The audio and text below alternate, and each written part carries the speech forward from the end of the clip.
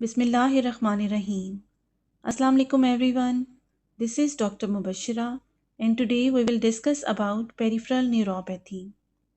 In this video, I will tell you easy way to memorize the causes of different types of peripheral neuropathy. So let's start. First of all, what is peripheral neuropathy? What is polyneuropathy? Are they both the same or there is some difference? The terms peripheral neuropathy and polyneuropathy are frequently used interchangeably, but they are distinct. Polyneuropathy is a specific term that refers to a generalized homogeneous process affecting many peripheral nerves, with the distal nerves usually affected dominantly.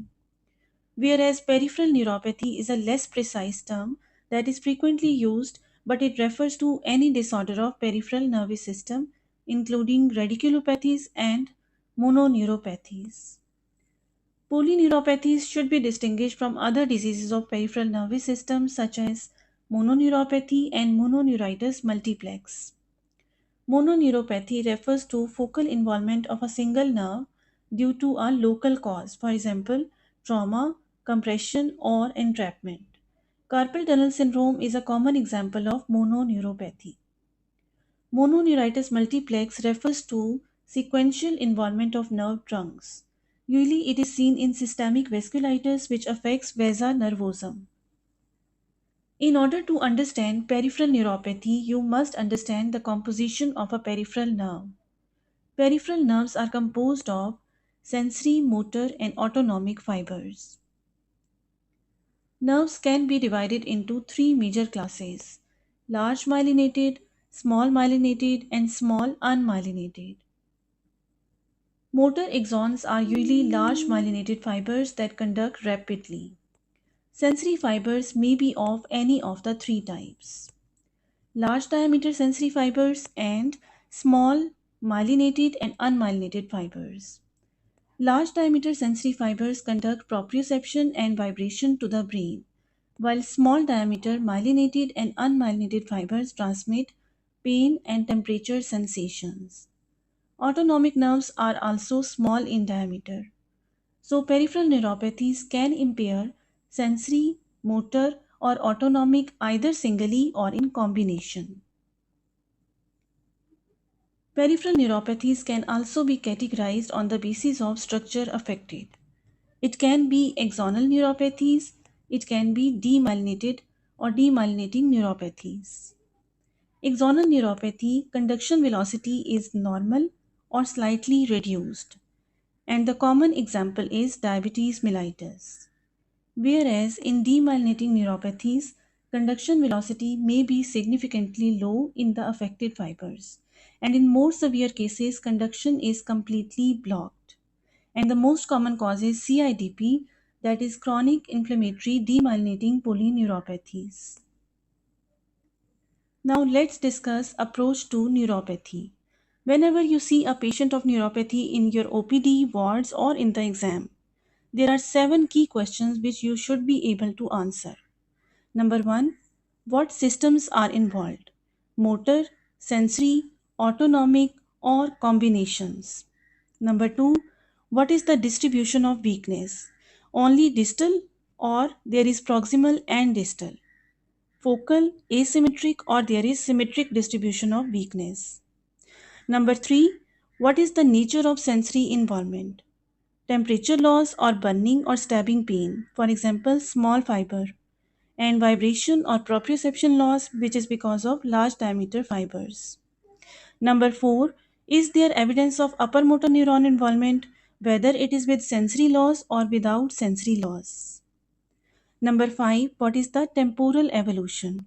Whether it is acute, that is the onset is days to 4 weeks, or it is subacute, 4 to 8 weeks, or chronic, that is more than 8 weeks, monophasic, progressive, or relapsing remitting.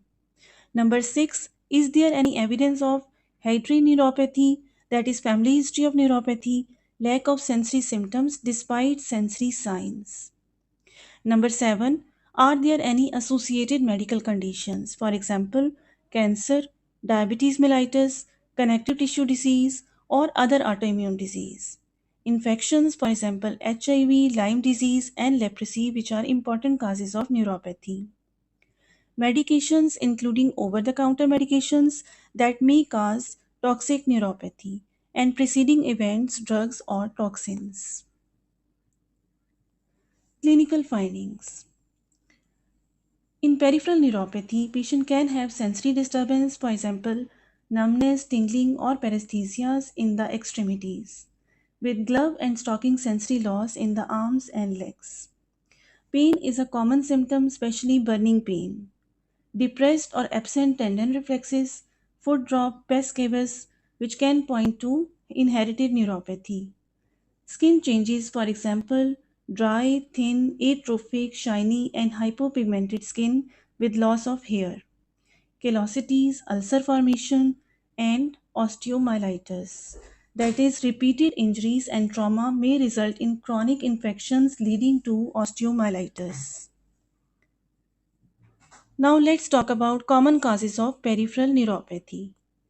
Its mnemonic is dead rum. Diabetes mellitus, alcohol, drugs, rheumatoid arthritis, uremia, and malignancy. Causes of motor neuropathy. The mnemonic is GCLP. GBS, that is Guillain-Barré syndrome, CIDP, chronic inflammatory demyelinating polyneuropathy, lead poisoning, and porphyria. Causes of sensory neuropathy. DEAD, CVAI. These mnemonics may seem difficult to you, but once you revise, then it is not difficult. Diabetes mellitus, alcohol, deficiency of vitamin B1 and B12, chronic kidney disease, vasculitis, amyloidosis, and infections, for example, HIV, Lyme disease, leprosy. Causes of sensorimotor polyneuropathy, and the mnemonic is DEC-HCV. Again, diabetes mellitus, alcohol, chronic kidney disease, hereditary sensory motor neuropathy, CIDP, and vasculitis. Causes of mononeuritis multiplex. Mnemonic is Ward's LP. The common cause is vasculitis, vaginal granulomatosis, Churg-Strauss syndrome, amyloidosis, rheumatoid arthritis, diabetes mellitus, SLE, leprosy, and polyarthritis nodosa. Causes of autonomic neuropathy, and the mnemonic is DHA-GBP. Again, diabetes mellitus, HIV, amyloidosis, GBS, botulism, and porphyria. Last but not the least, management of peripheral neuropathy. Treat the underlying cause. Thank you so much for watching. Stay blessed. Allah Hafiz.